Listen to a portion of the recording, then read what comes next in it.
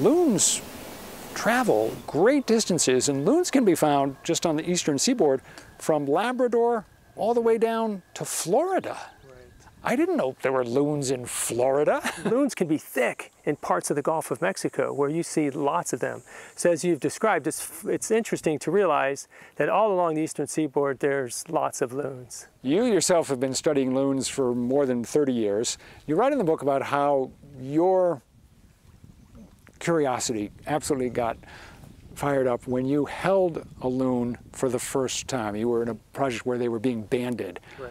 What is it like to hold a loon? It feels like it's a sacred bird. It's like seeing a wolf out in the wild, and the loon kind of has that status.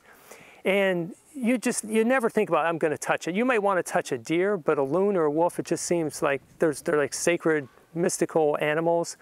And so when you break that barrier and you hold one of them and you feel how strong it is, and then they hoot and they call out, it's a very powerful, emotional, moving experience. One of the other things that's really interesting about loons that I think people are drawn to is the way they dive.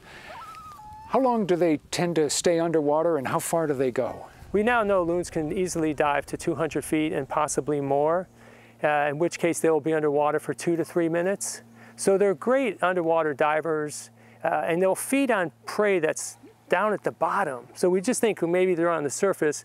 But there's been some research that have shown loons are just like in Lake Michigan during migration, are just going up and down 150 to 180 feet, sinking, grabbing fish, coming up, surfacing, resting a minute, and going back down. So that talks about their pretty remarkable abilities. A 200 or 300 foot dive for a creature that does not live its entire life in the lake. We're not talking about a fish, we're talking about a bird. Right. That's remarkable. No, that is really remarkable. I'm glad you brought that up, because sometimes that gets lost, because we think about how well designed a fish is. And we've all seen them. Like I wouldn't want to try to catch a fish.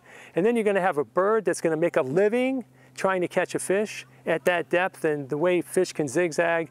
So loons must be remarkably adept at their job, being very successful. And they're also good flyers. A loon can fly 500 miles in a day when migrating? Right, and so we were able to put these little satellite transmitters in loons to be able to track them. So we're getting GPS coordinates in real time. And we've seen they can fly 70, 75 miles per hour, and they might make a journey of 500 to 600 miles in a day. Let's get back to the call of the loon, perhaps his most distinctive feature. You've got a device that will give us the authentic sound of the loons. Call. Yeah, if you want to, I'll play like the whale call, which most of us think about is the call of the loon. That would be great if we heard one. And so that's a communication call. We see that between pair members. If they felt anxious, let's say if a bald eagle came too close to them, or a boater, they would call to each other. I'll play this call for you for a second. This is called the yodel. And we may have heard this. There we go.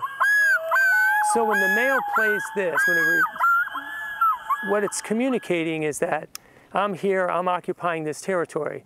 All right, here's a key question. Okay. Can you do a loon call? No, I get that question a lot, and some things we're good at, and then as we get older, we realize we're not as good at other things, and unfortunately, I fall into that category with loon calls.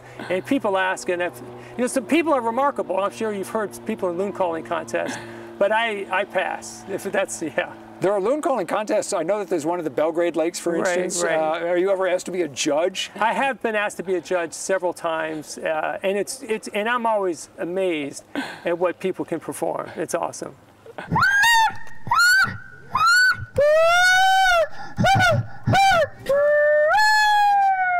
On a lake like this, there's a lot of shorefront development in some places, less in others. There's quite a bit of boat traffic. Are loons comfortable on lakes these days where there is particularly the boat traffic, or do they really like to be in more remote places? What we see over 20, 30 years is loons have habituated their behaviors towards people.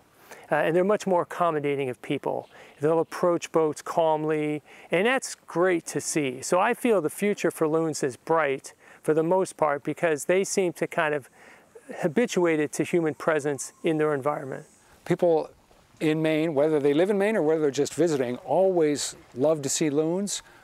Where do you recommend people go if they want to see loons? Well, the Rangeley Lakes area has plenty of loons. Lake Mbega, Rangeley Lakes, Moose Lake Magunta, Kaziska-Haas. You know, and just, you know, as you're aware too, people always contact me on my pond, on my pond, on my pond. So most of the lakes and ponds in the area have loons, and so our probability is really high. Just get out, you have a good chance of seeing them.